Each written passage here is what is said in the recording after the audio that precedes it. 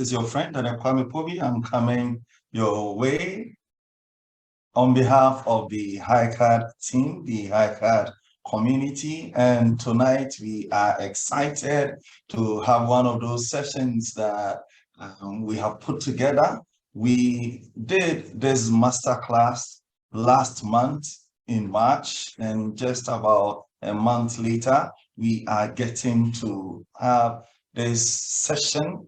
This is actually a session that is a follow-up to what we had during the masterclass. You know, in the masterclass, we promised that we're going to allow for questions to be asked and people to ask whatever they want clarified, but time was not on our side. The issues that we had to discuss were indeed so many, and because of that, we could not delve into all that we even had to do. So time did not allow us to have the questions and also for contributions to come in. But tonight we are getting that opportunity. There is always money chasing after investment. Okay, a lot of people have money, but they don't even know where to put their money. So you need to find out, get a bright business plan, get in touch with the right people that you think can help you, approach them. Sometimes one of the things that we business guys have is that we have this concept of I need to own everything, okay, but you don't have the money. You should be ready to partner with others to get whatever you want. Sometimes a lot of businessmen make mistake by going for big loans and then at the end of the day, it puts more stress on you because the interest on it, because the interest on the loans that you are going for to start that business is too huge that you can't even survive with that. Maybe the easiest way is to get partners to share the risk with, you see, and grow the pie. I would be more interested in holding a smaller percentage in a bigger pie than a bigger percentage in a small pie. See, so most of the time we are more interested in who having bigger percentage in a small pie than a small percentage in a big pie. For example, if I would be more interested in having 10% of 10% of 100 million than 50% of 10 million. Okay, because those are two different things. 50% of 10 million is 5,000, 5 million. 10% of 100 million is what? 10,000. Okay, so if you start thinking about it that way, and you go to get the right partners who can be able and convince them, and be, when you are putting your business case together, don't think that when you go and you say their money will be chasing it. It requires persistency and consistency. And when you yourself, if you are convinced about it, okay. I mean, when Mark Zuckerberg was convinced about his plan,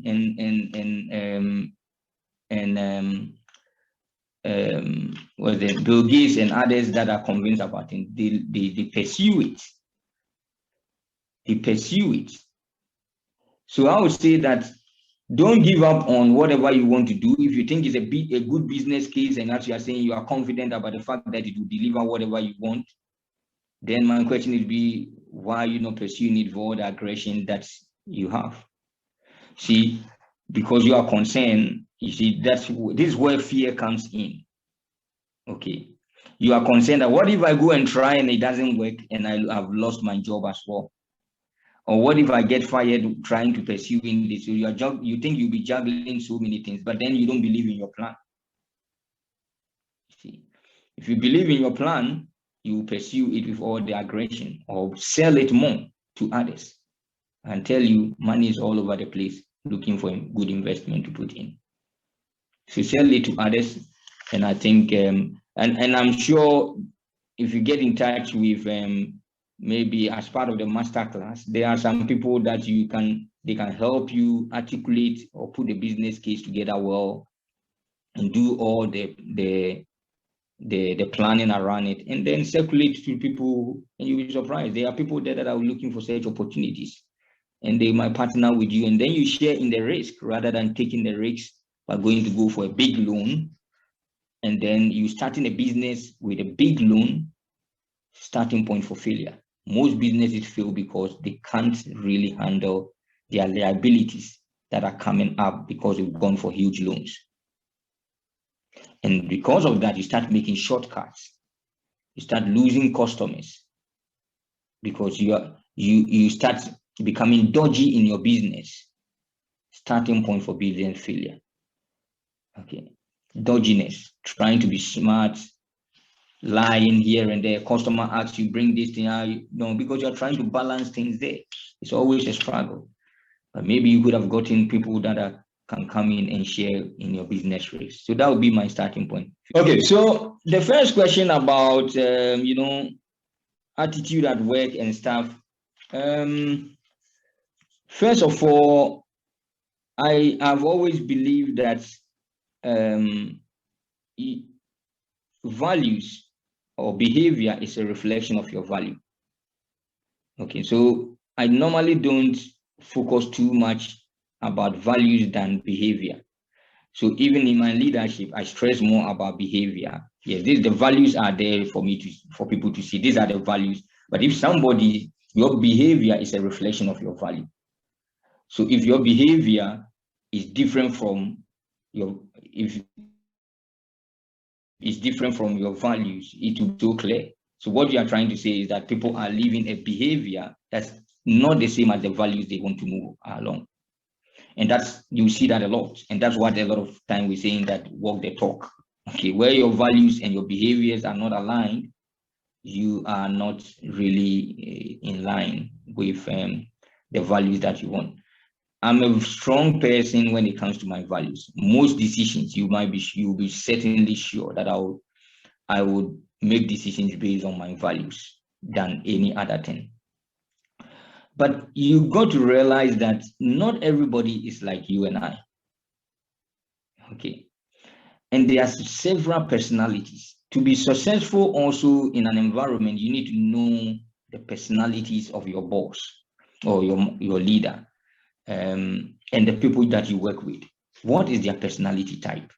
There are some people who really don't want to make any change. They just want to manage things as it is. So if you come across as somebody who's trying to change something that is working, it's very difficult for them because they are not used to that environment.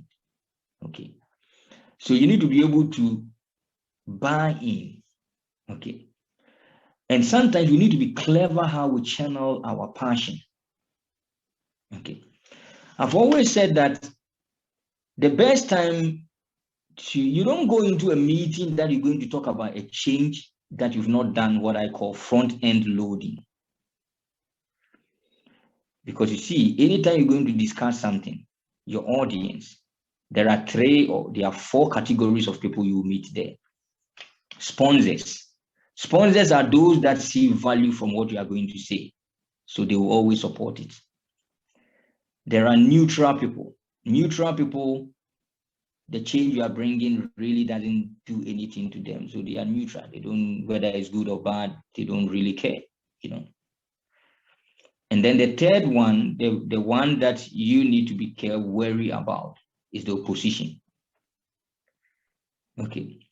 Now the opposition, that's why we talk about the internal and stakeholder engagement. This is it about.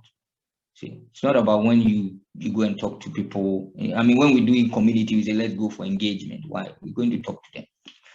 Now, the people you need to work on is the opposition. Now, the people that normally oppose change is not because they are just negative. It's because most of the time it brings a lot of job to them. The person is looking at it and saying, this change this person is bringing is going to give me more job. I don't like it. So I will try and find a way of stopping it. It's natural. Sometimes it's natural. We all do the same thing. Nobody wants more job. So he's filtering the issue through the lenses of more job is coming. 2, it's going to put the person on the spot. 3, it's a change the person personally that is not ready for. He's scared of the change that you are trying to propose. So he's going to oppose it. Okay. More especially if he's the one in charge of the angle that you want to bring a change, he's going to oppose it. You can't be oblivious about these 3 people. Now, you don't spend too much time with the sponsors because you know that these people will always promote it. It's in their interest. So how do you know somebody is your sponsor? You need to be able to measure and know that this change that I'm trying to propose here, okay, is going to help this person in his job. Those people are your sponsors. Now, the opposition guys are the ones that you do the front end loading with. That's the meeting before the meeting. You see. So you engage them by going to them. What are you trying to do? You're trying to buy into their mindset before you present it.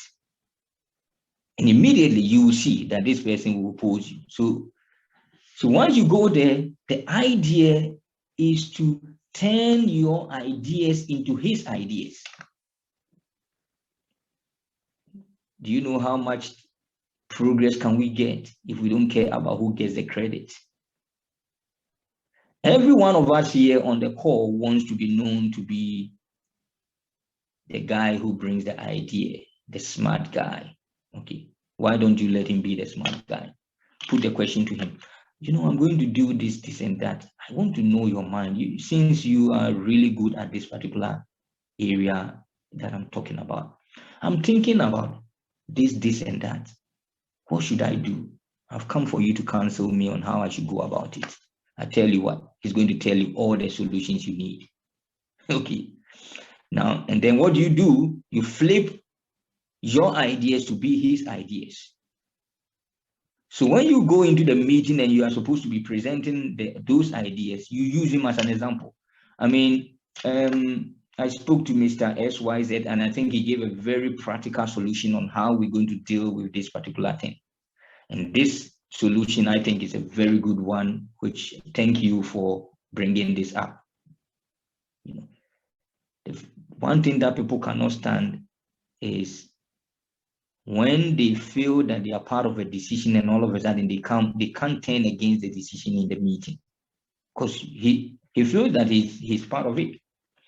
So you need to be able to know the sort of people you are working with, how you do your engagement, and the environment. Because if you are saying that in an environment where it's male dominated, okay, then you need to know these things that I'm going to do, who are the guys that are going to oppose. And I can tell, if I ask you to tell me people in your department or in your company that they don't want section, you will see. Try and engage them and understand why. Why are they that? And then try and find out how can you make it better. And then that is the starting point. You might not agree always on something, but you know that going into the meeting, these are the thought process of this person. And you acknowledge the fact that, yeah, I know there are still issues around this place being a gray area, but I think as we progress, we will get more buy-in for people to help us steer towards the right direction. Now, being assertive doesn't mean being rude. Okay. And sometimes I think the balance between being assertive and being rude can sometimes be very gray. So being assertive means that you have your own way of thinking and you are consistent in the way you do things. Okay. And you are willing to persuade people as well. An assertive person knows what he wants, the direction he wants to go, and is willing to persuade and engage people and persuade people. The first thing is that, yes, mining companies are male dominated. Okay, yes, it's a fact, but that shouldn't be your mindset that because it's male dominated, that's why I can't get things through. Most of the time, it's the way we communicate it. So if you go in there with the thinking, with the lenses that because it's male dominated, this any solution or any objection that somebody is going to give is because it's male dominated, you yourself, you are looking through the lenses wrongly. You should be able to know what is it. Like, let's say gender. We all want to champion gender issues. Why? Why? Because imagine the person has grown in a culture, okay, for 50 years, 40 years, 30 years, and all along, it's more about this is how male behave. This is how you think you're going to take those acronyms and those jargons and what do you call it, slogans to go and change the person in just 6 months or 1 year. It's not going to be. You need to take them through a journey. Leadership is about journey. And I keep on telling people, leadership is about influence. You don't need to be a manager, have a title before you can influence people. Anybody who knows how to take people on a journey is a leader, because he realizes where the people are and the milestones that he needs to take them through. Can you make that connection and know where the people are and then take them through a journey? Because they've been 30, 40 years, depending on the age, thinking this the way they've been thinking. That's how society has brought them up. That's how they've grown. That's what they've known. That's the communication they communicate when they go to the drinking bar and they meet their peers or their friends. You won't take that slogans to go and change the person. You need to take them through a journey, and you need to have the patience to be able to carry the people along by influencing them. Influencing them means that it requires a lot of effort. And clearly, most of the time, especially we that work in the multinational organizations, most of the values are coming from outside. I mean, if you are in Goldfields, your headquarters is in South Africa or and the likes. If you are in the same thing, if you are in Newmont, US. So those that are making decisions are sitting on the helms of their affairs are not within the culture that we are in. So they are oblivious of how challenging it is to bring this culture in other places. Okay, so you can't just move the people quickly and think that, well, by just saying that we believe in diversity and stuff, that's it. We need to be deliberate, and leadership needs to be willing. But not all leaders might be like me, who is ready for the journey. Others are not. Others might be the people that are supposed to drive, but they are not. So your role is to now play the influential role and be cognizant of the environment that you are in, and do your front end loading. Understand what are the issues. Why can't we do this? Then once they do that, you will be able to carry them along. The thing about success and money. Okay, no, success really is not about money. Being successful is not about money. It's a subset. Money and materialism is a subset of being successful. Okay. So when we talk about success, we have reduced it in mostly money and material blessings or materiality. It's more than that. A successful man is not necessarily somebody who has all the money in the world.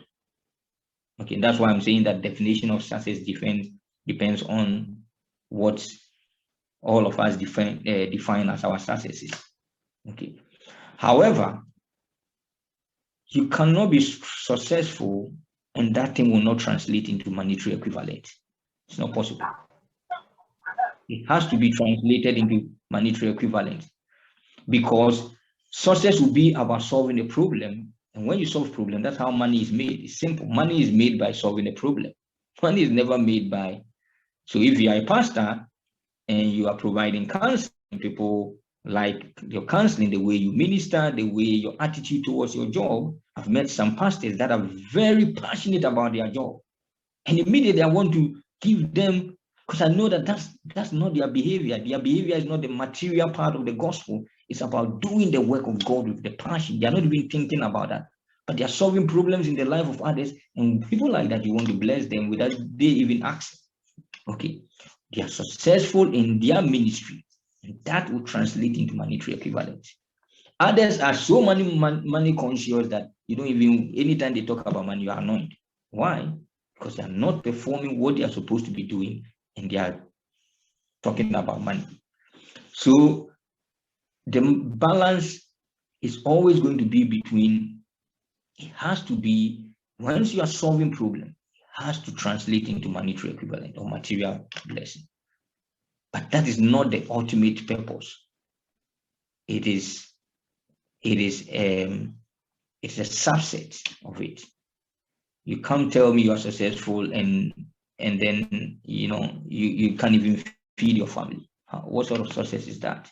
Spiritual success. Who told you spiritual success is? No spiritual man in the Bible didn't have the material blessing. Abraham, Isaac, David, name it. It has to translate into material and monetary equivalent some way, somehow. And then the other question was, but to what extent? Okay. Again, we need to be careful, being money conscious in itself. The scriptures tells us that, you can't be serving two gods. I mean, every success that becomes your God, your career can become your God. You have so much in tune with your career that you don't even have time for the things of God. It's not even about the money. So anything you pay too much attention to and not paying attention to, I'm talking in this case because you are a pastor, you are working in the space of a Christian institution. If you are so much, because of your career, you can't go to church. Because of your career, you can't have time for God. You don't go to fellowship and all those things. Then the career has taken the place of God, of Christ in your life. So it can't just be about money. It could be about several things that takes our attention. And so we can distinguish between somebody who is obsessed with money, obsessed with his career. Okay. A lot of people ask me, how do you get time with all your busy schedule? Do you get time to get so much involved in the things of God? I said, well, you can make time for it. I'm not obsessed with my career. I'm obsessed with the things of God. That is where my obsession is. That's what God is saying, that don't allow anything to take your attention from it, because it is I who gives you the power to become wealthy. You see. So even a spiritual man will always be successful. It will always translate into monetary equivalent. Get the balance. Let the focus be on Christ. And get the right balance. The false balance is an abomination before God. If you don't balance things well, your time with God, time with what you are supposed to do. You can also say, I'm going to church. Because of church, you don't get time for what you are supposed to be doing. God is not going to be happy with that. That's not how God works. That's not how God works, because he tells us that the hand that doesn't work should not eat. God is conscious about those things. It is your heart and your mind. Where is it? What drives you? What is your passion? Why would somebody, this is why the church, those times that this book came in, rejected this book. Most of the principle in this book, the Bible talks about it. He talks about prayer. He talks about faith. What he didn't mention is God. He called God supernatural intelligence. Okay. The reason why they rejected this, most in those times that in the 80s and in early 90s, is because of the fact that it talks about think and grow rich. And there was this concept about Christianity and wealth cannot move together. No.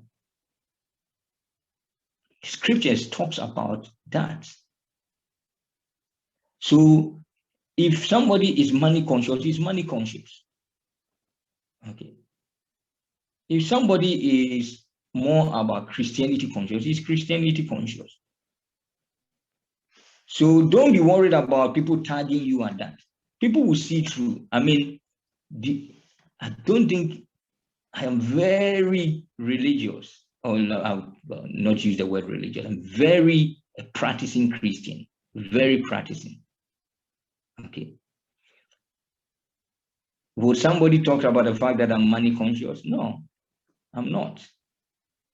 If assuming I'm a full-time pastor, okay, and I'm doing the thing on a full-time basis and I'm driving the thing, why would somebody think that I'm money conscious? It's only when I'm talking too much about money and not developing the people, and it's more about we live the material blessing life for people to think that we are money conscious.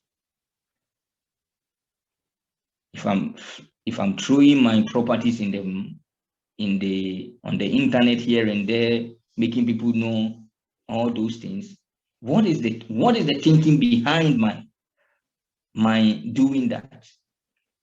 People can be rich but very poor.